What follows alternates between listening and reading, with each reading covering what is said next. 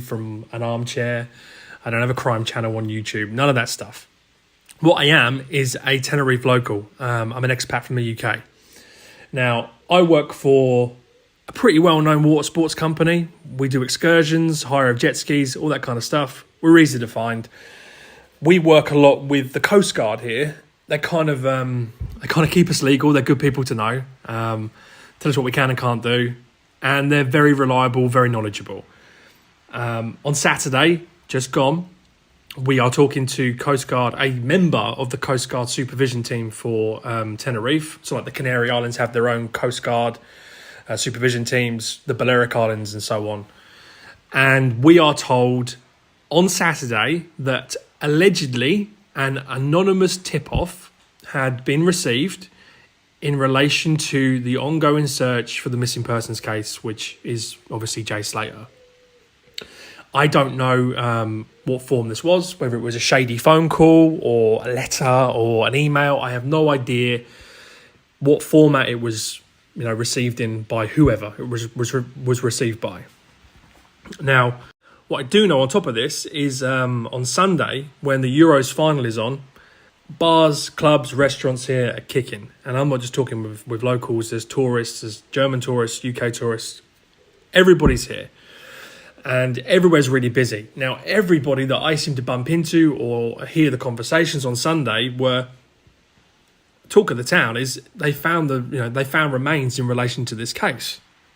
I don't think any more of this, because I've already heard someone on Saturday, a pretty decent source from the Coast Guard, saying, there's been a tip-off and, apparently they're going to go and search for it. So I don't think any more of this on Sunday. Monday, I look at the UK media. I like to stay, abreast of what's going on back home. It's easier than looking at Spanish media, more relevant to me. And there's the breaking news from the BBC that they have just found remains, and they, suspected it in the area where Jay Slater was last seen, or where his phone last pinged.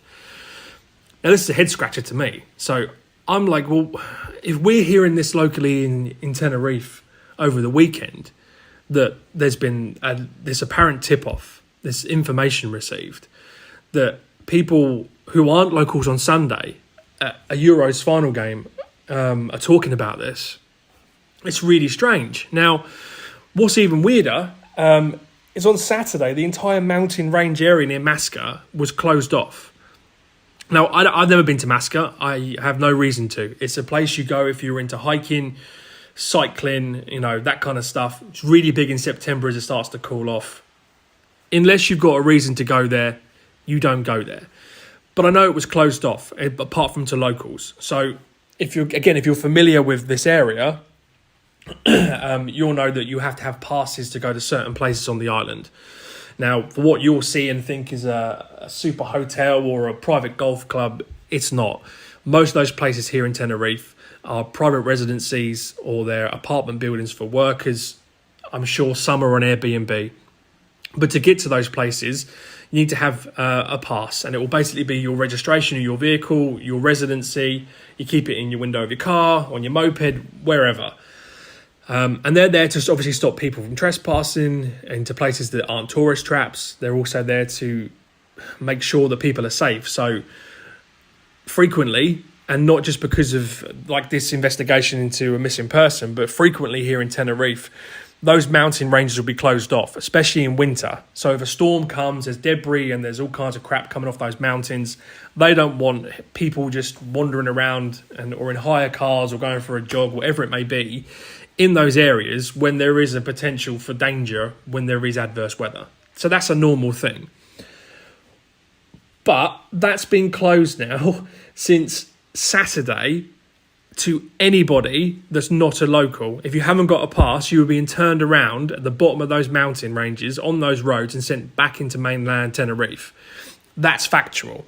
What I also find really weird as well is that here, if you're familiar with this area or you've come out here to maybe be involved in the search that was going on, maybe a bit of dark tourism, on bulletin boards, I'm sure they've been posted on social media. I'd be amazed if they haven't been. There's maps that are being given out to just locals and to tourists and anybody that's come out to volunteer in this search. And they're grid line maps of the Masca mountain range. And that's purely so people know what areas have been searched, whether it's in an official capacity, whether it's third-party volunteers, just to stop people going over the same parts of land while this search was going on.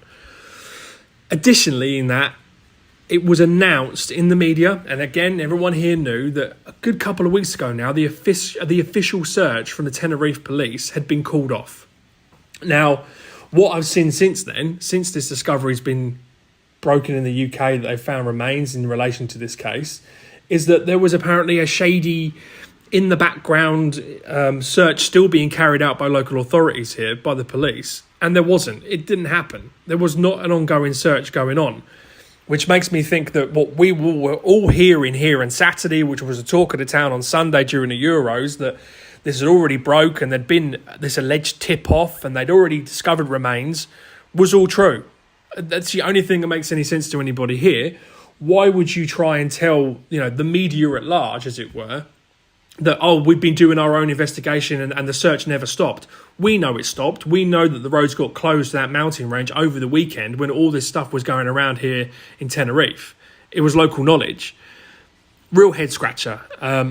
Maybe this is already out there. Maybe people already know this, but something doesn't add up here.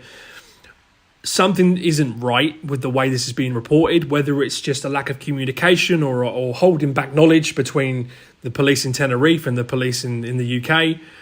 We don't know. But the timeline is just not right. What's being broken in UK media as breaking news on Monday was already common knowledge here on Saturday. And that was Saturday morning. So it's been, 72 hours or more since that's already come out.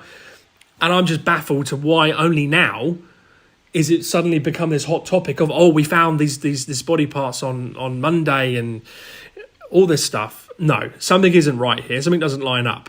Now, there are 1,001 other conspiracy theories.